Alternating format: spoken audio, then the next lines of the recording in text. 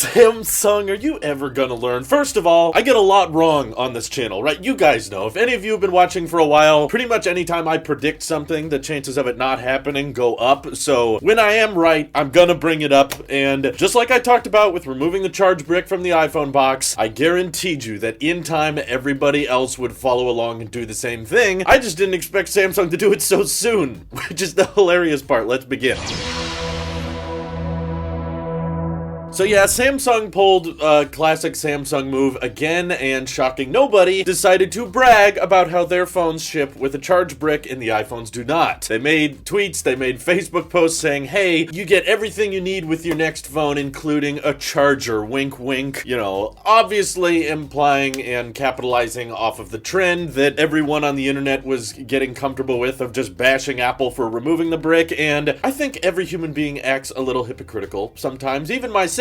But I will not be a hypocrite on this subject and say, I think this is the right call. And I'm glad Samsung is removing the charge brick for the same reasons I'm glad Apple removed the charge brick. I think most people buying Samsung phones right now probably have USB-C charge bricks because their last Samsung phone shipped with a charge brick. And unlike Apple, you probably already have a Samsung capable fast charger in your house somewhere if you're accustomed to buying Samsung phones. And because of that, not having to ship that charge brick can, for one, slim down on the packaging, make it more minimal, and that means you can fit more phones on every truckload and on every flight, and that's better for the environment. And for two, you don't have the same issue Apple did with removing the charge brick, because in the Samsung world, there's probably more of a plethora of USB-C bricks to go around, whereas in the iPhone world, they've been shipping those 5-watt USB-A bricks for years, so that's probably what most people have, meaning that if Samsung does include a USB-C to USB-C cable in the next Galaxy phone, you'll probably be able to utilize that one. So in case you weren't aware, there are some FCC filings confirming that the next generation Samsung, the Galaxy S21, or whatever they end up calling it, which is actually going to be unveiled just next month. We're not that far away. Personally, in case you guys forget sometimes, I'm a big fan of the Galaxy S lineup. I was fairly impressed with the S20 series. I really loved the S10 Plus. In fact, I did several videos on how great of a phone that is. The S9 was okay, but the Galaxy S8 made me want to almost leave my iPhone. It almost got me there, but not quite. Apple sheep genes are a little bit too strong,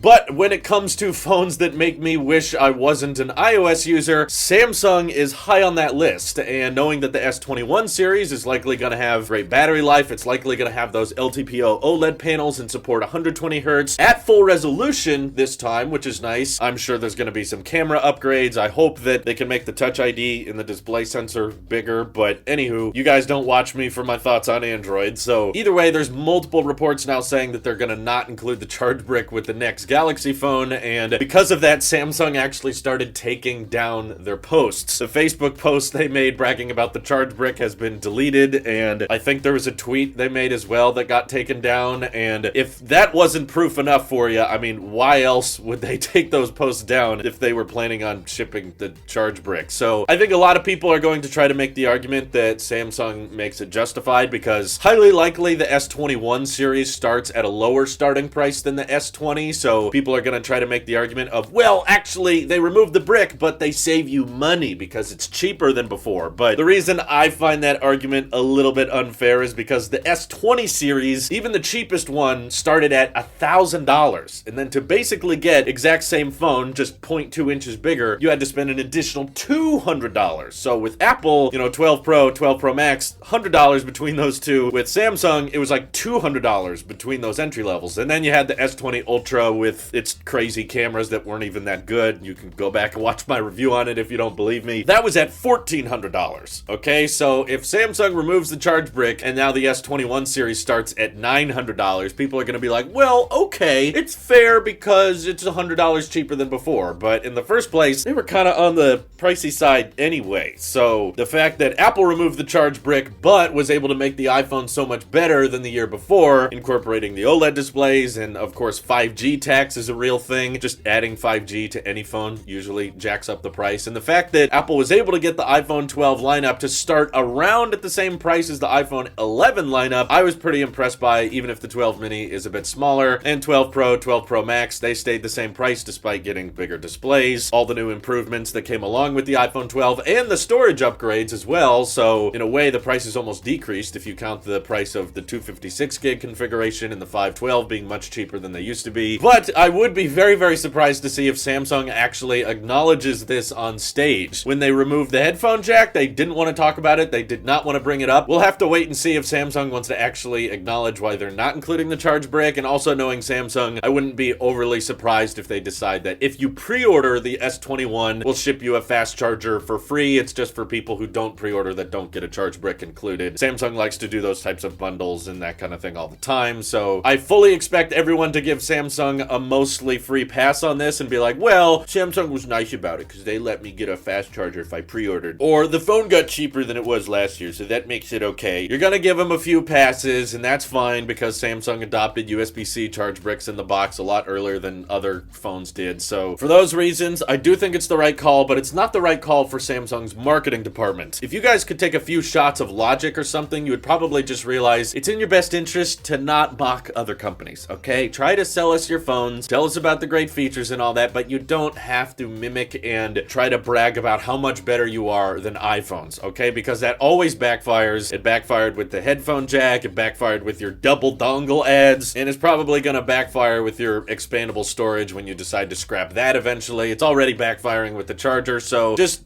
focus on yourself. Don't worry so much about the rest of the world, okay? What would be fascinating is if OnePlus decided to stop shipping chargers with their phones, because they're so proud of their charge bricks every year. Are they really going to keep bringing that up year after year, or are they eventually going to cave just like OnePlus did on the headphone jack and ultimately start saying, you know what? You guys probably already have warp chargers at home, right? You could just keep using those. Feel free to let me know what you guys think is going to happen. This is your Apple Shapiro. I'll see you in the next one.